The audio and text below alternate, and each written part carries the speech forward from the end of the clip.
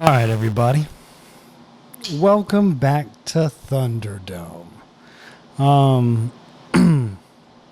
Less than a week. Less than a week away. We've got Tuesday, May 19th at 2 o'clock. Y'all are going to do this thing. And I don't know. I don't know what the incentive is to make all of you take it. I could potentially have, over 150 students take this thing. So maybe the incentive is if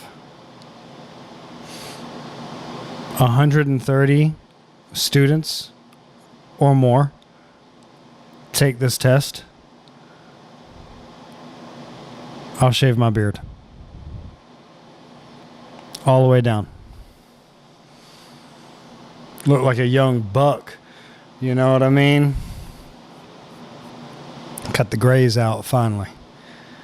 But yeah, do that. Come on. 130 out of 150 some students, 160 some students. 130 y'all take this thing. I'm shaving the dang beard straight off the face. Donated to charity.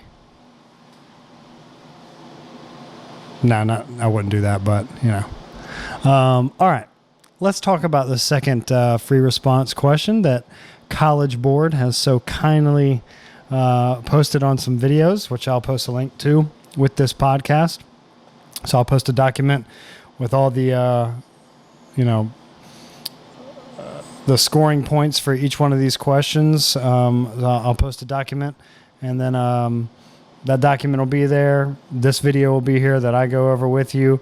And then you should watch the videos that have these amazing psych professors and teachers and all that kind of stuff. They're the ones explaining this even farther than I do. But hopefully you get me a little bit more. So, all right, let's get these pictures up. All right, the water heater just went off, so it's going to be a lot clearer, more clear. It going to be clear to did. Okay. Photos. All right, so let's look here.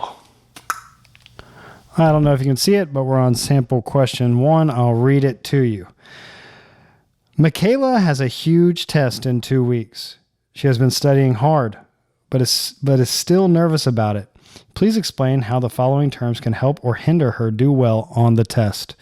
So it gives you a list of terms. I'm going to list them now.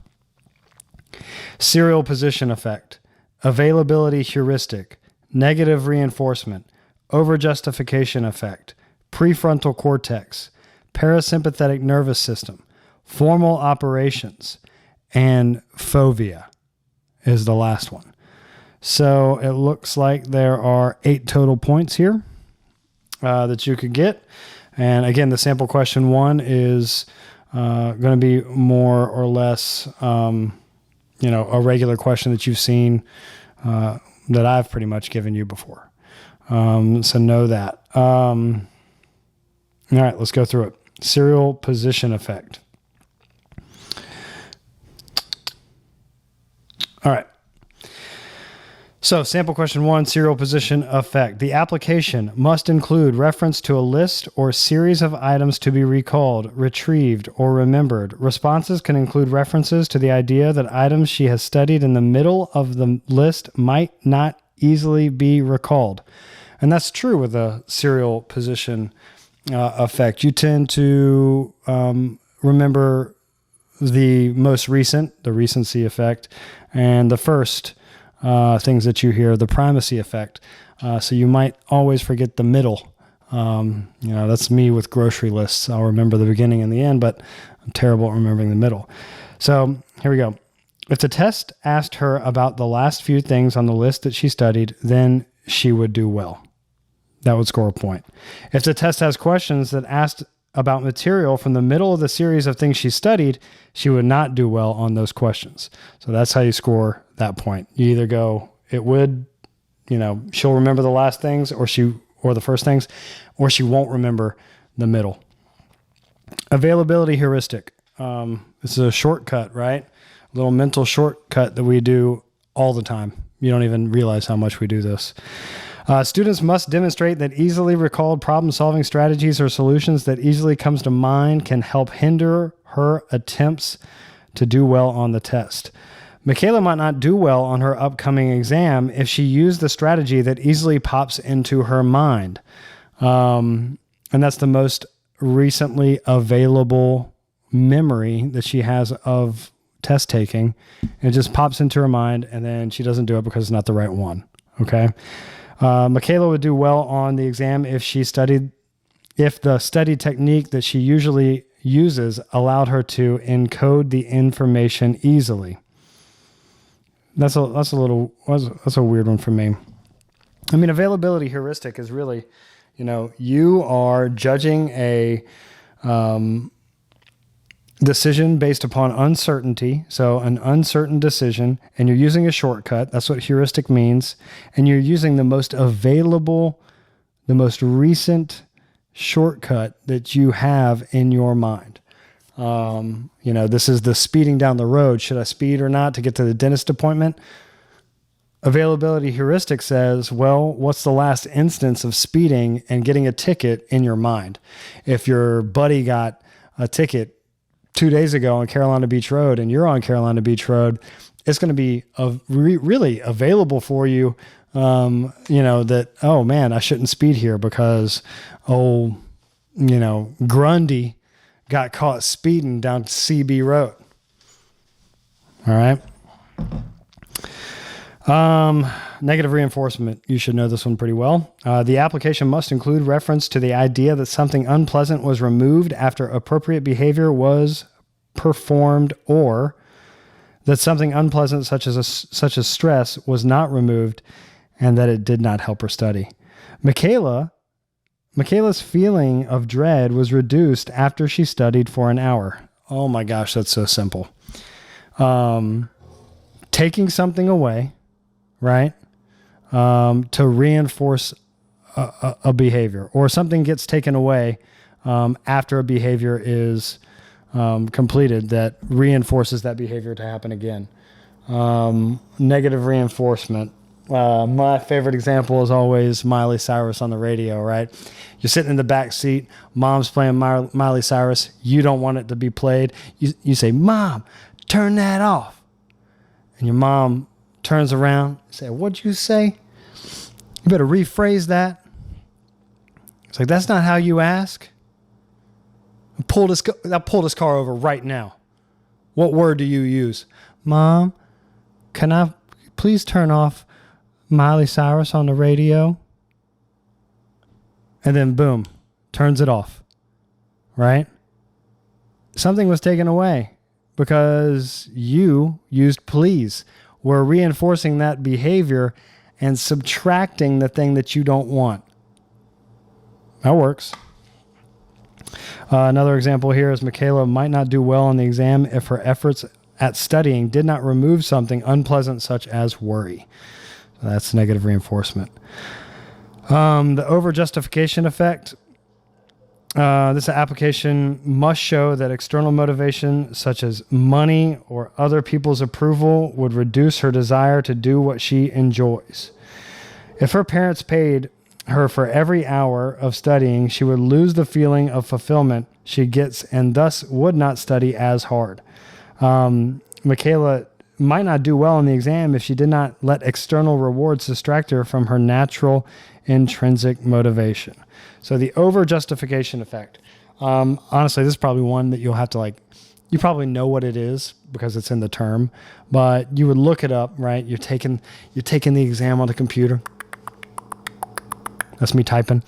And then all of a sudden you're like, dang, what is that? I think I know what it is, but let's be clear. And then you grab your phone and you go, that's me putting in, hey, what is the over-justification effect in Google? And then you read it and you're like, oh, I do know what that is. And then you would hit it. Okay? So know that coming in. Prefrontal cortex, let's go. I mean, this one's an easy one. The application should reference that the prefrontal cortex is the seat of higher level cognitive functions. Michaela's prefrontal cortex would help her plan how she is going to study. If Michaela's prefrontal cortex was inhibited by strong emotion, she might not be able to do well on the test because she could not plan well. I'm sorry, everybody. I just had a diet ginger ale, and it's, it's right here. Prefrontal cortex. Let's go. Decision making. You control the rest of your body kind of with it if you can. You have the ability to suppress emotion with it. Or decide not to be so reactionary. It fights that limbic system, or at least, checks it. Michaela's prefrontal cortex would help her plan how she's going to study. It is your decision-making zone in your brain piece, your dome piece. Okay? You have to know that. If you don't know that, then I've failed you as an AP Psych teacher. Parasympathetic nervous system, another thing that you should remember. Sympathetic nervous system is fight or flight. So the flight, right? The airplane taking you up. And the parasympathetic nervous system brings you back home to that calm state safely. That parachute, boy.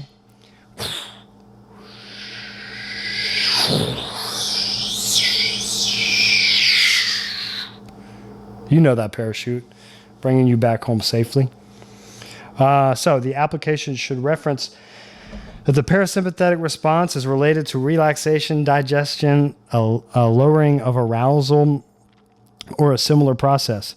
Michaela was so nervous that her parasympathetic nervous system was inhibited, as in slowed down, not working, and that she could not relax enough to study. So she was so worked up, sympathetic nervous system style, that she couldn't get the parasympathetic nervous system to activate, and she couldn't study because her body was so nervous and anxious and aroused in the nervous, anxious way.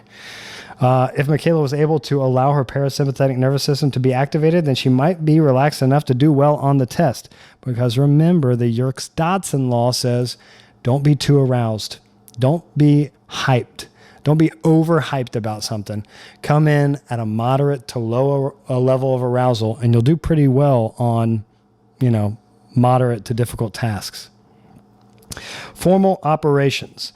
The application must reference that her ability to think abstractly is gained in the formal operations stage. We talked about this, right? This is Piaget. Formal observations. Operations. Michaela was able to understand ideas such as the unconscious or irrational numbers because she could make mental representations of those concepts. Remember, this is abstract thought. She's able to do this. She's in the last stage of cognitive development, according to our man Piaget. Michaela might not do well on the exam if she hasn't transitioned into formal operation stage and thus could not encode abstract concepts.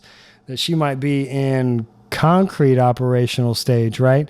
Where she can only manipulate and really concentrate and work with things that are actually in front of her.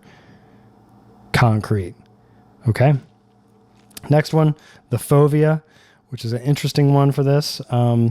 It's the back of the retina where all the cones are. It's for visual acuity. So all your cones are actually right there in the back of your eye in the very center, and light is usually focused on that. And so you can actually, that's where all of the cones are really centered. Peripheral vision is for rods, right? Dim light and stuff like that. So the application must make reference to the function of the fovea that contains cones, which allow for color vision or seeing the fine detail, or that the fovea is where the image is focused. Michaela's fovea allows her to read her textbook, which would help her study for the test. That's pretty easy. Michaela might not do well if she tried to read with her peripheral vision because the image of the book would not fall upon the fovea and she could not perceive the fine details. Wouldn't that be a funny thing to try to read with your peripheral vision? You're just like, Michaela is doing so good. I can't read a word like that. You have to focus on that thing. Get it in the center of that retina, boy. That retina. The retina George. All right, now let's move on to sample question 2. So this one is going to be the 15-minute one. It's research-based. I've had a couple questions asked, how do you answer a question that has, like, you need to show statistical significance and stuff like that. That's statistical significance is basically, all right, it didn't happen by chance, and we have the numbers to prove it. So if you can come up with anything that proves it by numbers, right? So it's like, if you use a standard deviation or whatever, it's like, for every 15 points or whatever it is, we noticed that there was a jump in IQ or whatever it is. Just know that, you have, if it asks for statistical significance, just know that these results did not happen by chance. Okay. All right. A high school psychology teacher believes that attention in class is related to caffeine levels. Is this me? She plans to do an experiment to investigate her belief. Please explain how the following terms might apply to her upcoming experiment. So this is one of those things. All right. We got 16 minutes. We got 5 minutes to get through this. You're going to see independent variable, operational definition of the dependent variable, the null hypothesis, an ethical consideration, a confounding variable, a skewed distribution. So let's go through these things. Independent variable. Students must apply the definition in a way that shows caffeine levels in the body is the independent variable, the change. The teacher gives coffee to the students to see if they listen better. Students drink coffee to see if they pay attention better. That is all you needed to say. Okay? Operational definition. Again, we're going with procedures here. So students must show that the dependent variable can be observed and measured. The dependent variable of attention could be operationalized as minutes of eye contact. That would be interesting. Specifically because a lot of students don't like eye contact. But that's okay. An operational definition for attention could be whether the student was sitting up straight. That posture. So those are some examples for operational definition of the dependent variable. Null hypothesis. You might not have heard this before. Okay. Students must state that the independent variable will not have a significant effect on the dependent variable. The null hypothesis predicts that if a teacher gives caffeine to her students, then they will not pay significantly more attention. And then the other one would be like just mentioning confounding variables, right? Things that you didn't account for. So you'd have to, cancel it out. Null. You wouldn't be able to do it. So then we have provided an example of ethical consideration for the study. Students who are taking the AP exam on May 19th have latitude to offer any appropriate ethical consideration. In this question, there is just not one right answer. So ethical consideration, here we go. Any aspect of informed consent. So did you consent for an experiment, right? Because the study involved minors, the teacher would need to obtain informed consent to the parents of the teens for them to have caffeine to be ethical. Ethically, the teacher must provide participants with general information about the nature of the study before it begins. Then we have voluntary participation and withdrawal. An ethical requirement is that students are informed that they can stop taking part in the study at any time. That'd be interesting. No, Mr. Teacher, ma'am, sir. I don't want your espresso. Maybe something like that. But you probably do want the espresso. Provide an example of ethical considerations of the study. So confidentiality, any information collected from the students must be kept confidential. And then debriefing, it would be unethical if students were not debriefed or fully informed, told about the study, especially if they were deceived on a single blind study. Analysis of potential benefits versus potential risks. I mean, all you have to say is it would be unethical if the students were not debriefed and let or fully informed of the results of the study. And then protection from harm. The teacher must protect participants, her students, from physical and emotional harm, such as feeling sick from caffeine or embarrassed from not paying attention. Then we have confounding variable. Students who are taking the AP exam on May 19th have latitude to offer any appropriate confounding variable. So any confounding variable, you can make it up, and that's it. It's going to be accepted. In this question, there is not just one right answer. Tolerance of caffeine, placebo effect, Hawthorne effect, the quality of sleep at night. A confounding variable might be that some students might have already had a lot of caffeine earlier and more of it made them sick, so they could pay attention. A confounding variable might be that the coffee was a distraction in class, and thus the students didn't pay attention. Or you give caffeine to a student who's addicted to caffeine. I mean, you do this study on me in high school. I'm probably already 3 20-ounce Mountain Dews deep, and I'm wired. You give me more caffeine, it might not even make a difference. I've probably already hit my maximum threshold. Then skewed distribution. So students must explain that a data set is related to the scenario, has an extreme score or outlier. Students must also explain that the outlier affects the mean. If coffee increases attention for most of the student a little bit, but caused another student to become distracted and disruptive, his extreme behavior might distort the average increase of the class. If coffee proved to be a distraction for most students, but one student gave full attention, her extreme behavior might pull the mean attention score disproportionately upward. That's what it is. It's taking into account of the outliers, the people who perform so crazily well or so poorly that affects the mean. And if you mention that, you're going to score the point. You might be able to draw something for that, like a graph or something like that, if you really wanted to. All right. Other than that, we're all done with going over stuff. I'm going to do one more podcast. Probably do it Monday, release it on Monday, so you guys can, feel confident about the exam. Yeah, I don't know. Appreciate you guys. I know, it's the grind. We're almost done. Okay. Next Tuesday, we're done. 2:00. Please take it. I'll shave my beard if you guys do. I promise you, you get if we have 130, people take it, and try your hardest. I think they're going to be really lenient with the grades. All right. I'll holler at you later. We out. I'm out of here. I'm gone.